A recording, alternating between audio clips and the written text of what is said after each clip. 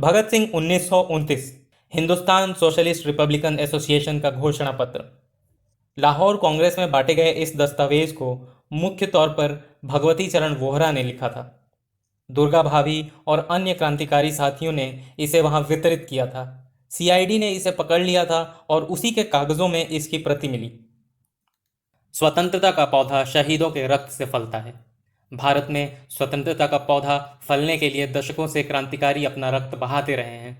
बहुत कम लोग हैं जो उनके मन में पाले हुए आदर्शों की उच्चता तथा उनके महान बलिदानों पर प्रश्न चिन्ह लगाएं। लेकिन उनकी कार्यवाहियां गुप्त होने की वजह से उनके वर्तमान इरादे और नीतियों के बारे में देशवासी अंधेरे में हैं। इसलिए हिंदुस्तान सोशलिस्ट रिपब्लिकन एसोसिएशन ने यह घोषणा पत्र जारी करने की आवश्यकता महसूस की है।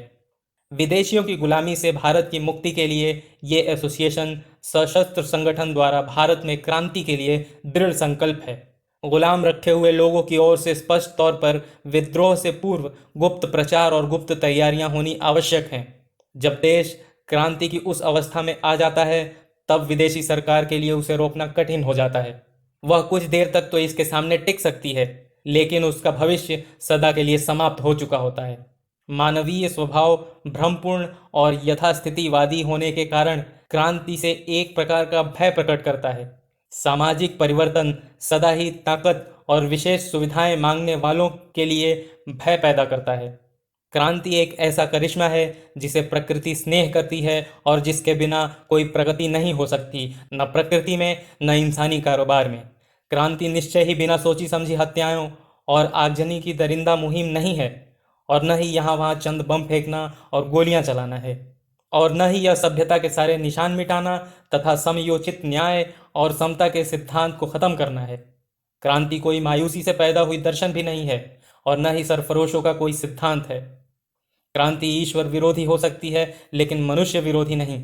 यह एक पुख्ता और जिंदा ताकत है। नए और पुराने के, जीवन जिंदा मौत के, रोशनी और अंधेरे के आंतरिक द्वंद्व का प्रदर्शन है। कोई संयोग नहीं है, न कोई संगीतमय एक रास्ता है और न ही कोई ताल है जो क्रांति के बिना आई हो। गोलियों का राग जिसके बारे में कवि गाते हैं सच्चाई रहित हो जाएगा अगर क्रांति को समूची सृष्टि से खत्म कर दिया जाए। क्रांति एक नियम है, क्रांति एक आदेश है और क्रांति एक सत्य है। हमारे देश के नौजवानों ने इस सत्य को पहचान लिया है। उन्होंने बहुत कठिनाइयां सहते हुए यह सबक सीखा है कि क्रांति के बिना अफरा तफरी, कानूनी गुंडागर्दी और नफरत की जगह जो आजकल हर ओर फैली हुई है, व्यवस्था, कानून परस्ती और प्यार स्थापित नहीं किया जा सकता। हमारी आशीर्वाद भरी धरती पर किसी को ऐसा विचार नहीं आना चाहिए कि हमारे नौजवान गैर जिम्मेदार हैं। वे पूरी तरह जानते हैं कि वे कहाँ खड़े हैं। उनसे बढ़कर किसे मालूम है कि उनकी राह कोई फूलों की सेज नहीं है। समय समय पर उन्होंने अपने आदर्शों के लिए बहुत बड़ी कीमत चुकाई है। इस कारण यह किसी के मुंह से नहीं निकलना चाहिए कि नौजवान उतावलेपन में किन्हीं मामूली बातों के पीछे लगे हुए हैं। यह कोई अच्छी बात नहीं है कि हमारे आदर्शों पर कीचड़ उछाला जाता है।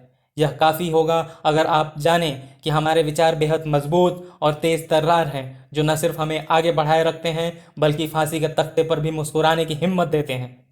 आजकल यह फैशन हो गया है कि अहिंसा के बारे में अंधाधुंध और निरर्थक बात की जाए। महात्मा गांधी महान हैं और हम उनके सम्मान पर कोई भी आंच नहीं आने देना चाहते, लेकिन हम यह दृढ़ता से कह सकते हैं कि हम देश को स्वतंत्र कराने के लिए उनके ढंग को पूर्णतया नामंजूर करते हैं। यदि हम देश में चलाए जा रहे उनके असहयोग आंदोलन द्वारा लोक जागृति में उनकी भागीदारी के लिए उनको सलाम न करें तो यह हमारे लिए बड़ा नाशुक्रापन होगा। परंतु हमारे लिए महात्मा असंभवताओं का एक दार्शनिक है। अहिंसा भले ही एक नेक आदर्श है, लेकिन यह अतीत की चीज़ है। जिस स्थिति में आज हम हैं, सिर्फ अहिंसा के रास्ते से कभी भी आज़ादी प्राप्त नहीं कर सकते। दुनिया सिर तक हथियारों से लैस है और ऐसी दुनिया हम पर हावी है। अमन की सारी बातें ईमानदार हो सकती हैं, लेकिन हम जो गुलाम कौम हैं, हमें झूठे सिद्धांतों के जरिए अपने रास्ते से नहीं भटकना चाहिए। हम पूछते हैं कि जब दुनिया का वातावरण हिंसा की लूट और गरीब की लूट से भरा हुआ है, तब देश को अहिंसा के रास्ते पर चलाने का क्या तुक है। हम अपने पूरे जोर के साथ कहते हैं कि कौम के नौजवान कच्ची नींद के ऐसे सपनों से रिझाए नहीं जा सकते। हम हिंसा में विश्वास रखते हैं, अपने आप में अंतिम लक्ष्य के रूप में नहीं, बल्कि एक नेक परिणाम तक पहुंचने के लिए अपनाए गए तौर तरीके के नाते। अहिंसा के पैरोकारों और सावधानी के वकील यह बात तो मानते हैं कि हम अपने यकीन पर चलने और उसके लिए कष्ट सहने के लिए तैयार रहते हैं, तो क्या हमें इसलिए अपने साथियों की साक्षी माँ की बलिवेदी पर कुर्बानियों की गिनती करानी पड़ेगी? अंग्रेजी सरकार की जेलों की चारदीवारी के अंदर रूह कपा देने और दिल की धड़कन पकड़ने वाले कई दृश्य खेले जा चुके हैं। हमें हमारी आतंकवादी नीति के कारण कई बार सजाएं हुई हैं।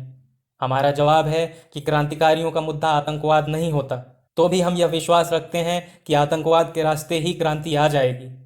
पर इसमें कोई शक नहीं कि क्रांतिकारी बिल्कुल दुरुस्त सोचते हैं कि अंग्रेजी सरकार का मुंह मोड़ने के लिए इन तरीकों का इस्तेमाल करना ही कारगर तरीका है। अंग्रेज़ों की सरकार इसलिए चलती है क्योंकि वे सारे भारत को भयभीत करने में कामयाब हुए हैं। हम इस सरकार दहशत का किस तरह मुकाबला करें? सिर्फ क्रांतिकारियों की ओर से मुकाबले की दहशत ही उनकी दहशत को रोकने में कामयाब हो सकती है। समाज में एक लाचारी और गहरी भावना फैली हुई है।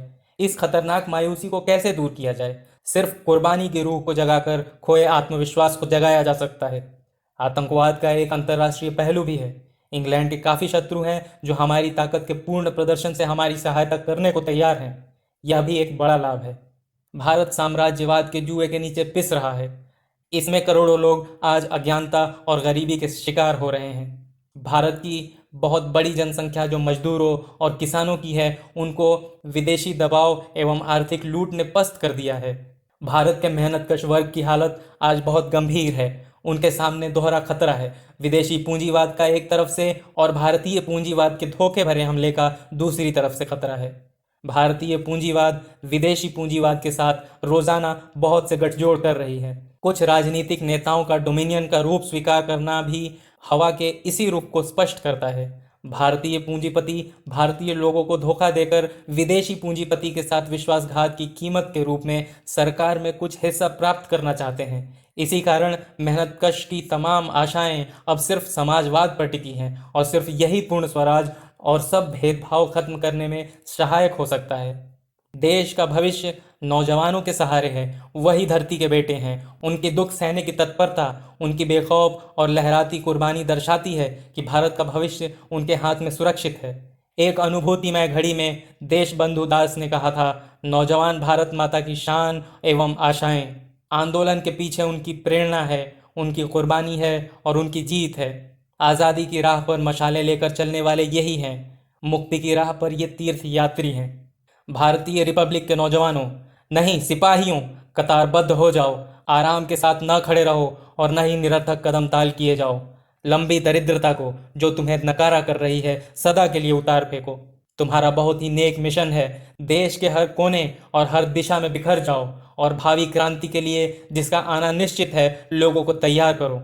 फर्ज की बिगुल की आवाज़ सुनो, वैसे ही खाली जिंदगी न गंवाओ। बढ़ो, तुम्हारी जिंदगी का हर पल इस तरह के तरीके और तरतीब ढूंढने में लगना चाहिए कि कैसे इसी पुरातन धरती की आंखों में ज्वाला जगे और एक लंबी अंगड़ाई लेकर जागे। अंग्रेज साम्राज्य के खिलाफ नवयुवकों के उर्वर हृदय में एक उकसाहट और नफरत भर दो। ऐसे बीज डालो जो कि उगे और बड़े वृक्ष बन जाएं, क्योंकि इन बीजों को तुम अपने गर्म खून के जल से सींचोगे। तब एक भयानक भूचाल आएगा जो बड़े धमाके से गलत चीज़ों को नष्ट कर देगा और साम्राज्यवाद के महल को कुचलकर धूल में मिला देगा और यह तबाही महान होगी। तब और तभी एक भारतीय कौम जागेगी जो अपने गुणों और शान से इंसानियत को हैरान कर देगी। जब चालाक और बलवान सदा से कमज़ोर लोगों से हैरान रह जाएंगे, तभी व्यक्तिगत मुक्ति भी सुरक्षित होगी और मेहनतकश की सरदारी और प्रभुसत्ता को सत्कारा जाएगा। हम ऐसी ही क्रांति के आने का संदेश दे रहे हैं। क्रांति अमर रहे।